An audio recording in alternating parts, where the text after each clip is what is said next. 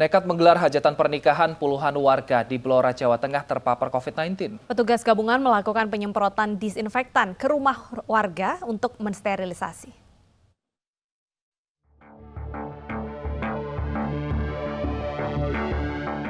Pasca puluhan warganya terpapar COVID-19, setiap hari petugas gabungan melakukan sterilisasi di perumahan warga di Desa Jetakwanger, Kecamatan Ngawen, Kabupaten Blora, Jawa Tengah. Total, kini ada 32 warga positif COVID-19. Penyebaran virus bermula pada 23 Mei lalu. Mantan Kepala Desa Karangtengah menggelar hajatan pernikahan. Usai hajatan, banyak warga yang mengalami demam. Kemudian Puskesmas melakukan tracing terhadap 20 warga di desa setempat. Hasilnya 13 orang positif. Hajatan pun berlanjut di keluarga besan di Desa Jetakwanger. Hasilnya 32 orang terpapar COVID-19. Termasuk klaster hajatan. Nanti kita 5 hari dievaluasi lagi untuk isolasi dan kegiatan 5 hari. Hasil pertemuan kemarin, kesempatan kemarin ada penutupan tempat-tempat kerumunan seperti warung kopi dibatasi, kita ada pemesanan online juga tidak boleh, kan seperti itu. Saat ini warga yang positif isolasi mandiri di rumah dengan pengetatan pengawasan protokol kesehatan. Sementara untuk kegiatan yang menimbulkan kerumunan dibatasi. Dari Blora, Jawa Tengah, Heri Purnomo, iNews melaporkan. Presiden Joko Widodo meninjau vaksinasi COVID-19 di Stasiun Bogor, Jawa Barat. Vaksinasi menyasar pekerja stasiun hingga penumpang. Didampingi Menteri Kesehatan Budi Gunadi Sadikin dan Gubernur Jawa Barat Ridwan Kamil, Presiden Joko Widodo meninjau pelaksanaan vaksinasi COVID-19 di Stasiun Bogor, Jawa Barat pagi tadi. Vaksinasi kali ini menyasar petugas stasiun, pekerja di stasiun, penumpang KRL, serta penumpang kereta api. Vaksinasi perlu diprioritaskan di Bogor guna mencegah penularan COVID-19 di antara para komuter atau pengguna komuter lain. Mengingat status Bogor sebagai penyangga DKI Jakarta membuat pergerakan manusia sangat tinggi.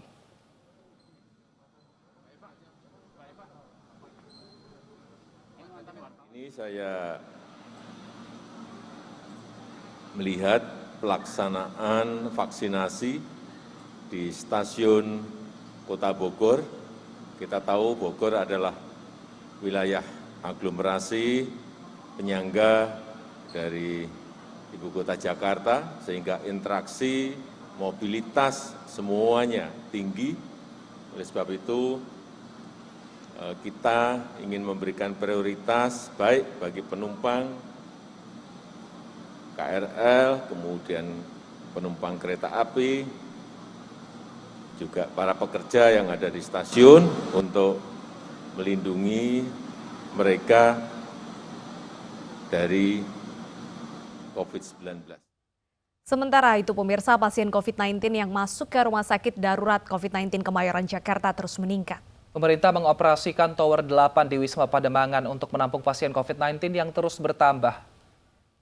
Akibat jumlah pasien positif COVID-19 terus bertambah pasca libur Lebaran kemarin, yang mulanya Tower 8 Rumah Sakit Darurat Wisma Atlet di Pademangan digunakan untuk WNI pekerja asing Kamis pagi tadi, mulai menerima pasien COVID-19 tanpa gejala atau gejala ringan tanpa komorbid. Hingga hari ini pukul 6 pagi, 5.730 pasien dirawat di RSDC Wisma Atlet Kemayoran. Sepekan terakhir rata-rata penambahan pasien COVID-19 meningkat drastis hingga 600 pasien per harinya. Daya tampung Rumah Sakit Darurat Wisma Atlet Kemayoran pun meningkat menjadi 7.394 tempat tidur usai menerapkan 3 bed untuk masing-masing kamar. Sementara RSD Wisma Atlet Kemayoran akan difokuskan untuk pasien COVID-19 dengan gejala atau yang disertai komorbid. Masih tinggi.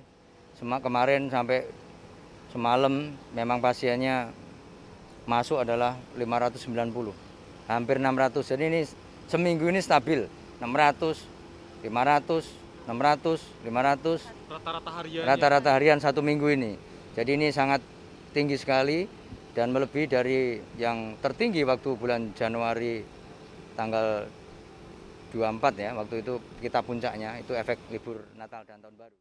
Sejak Januari lalu, kapasitas blok pemakaman COVID-19 di TPU Tegal Alur untuk jenazah Muslim sudah terisi penuh. Sedangkan untuk blok non-Muslim saat ini hampir penuh dan berikut ini laporan selengkapnya dari Yasmin Natania dari TPU Tegal Alur, Jakarta Barat. Pemirsa, saat ini saya berada di tempat pemakaman umum Tegal Alur, Jakarta Barat, khususnya di blok COVID-19 pemakaman khusus non-Muslim. Dan berdasarkan informasi yang kami terima dari pihak petugas, hingga saat ini sudah ada 800 jenazah COVID-19 yang dimakamkan di sini. Dan untuk hari ini rencananya akan ada 6 jenazah yang akan dimakamkan di blok khusus non-Muslim ini. Dan kemarin sudah ada 10 jenazah yang dimakamkan. Namun hingga saat ini belum terlihat adanya prosesi pemakaman. Kami memantau ini petugas masih melakukan penggalian yang lahat. Akan tetapi untuk di blok COVID-19 khusus Muslim ini semua kapasitas telah terisi penuh. Ada sebanyak 4.700 makam yang sudah terisi penuh. Maka dari pihak petugas makam pun ini memberlakukan sistem tumpang tindih.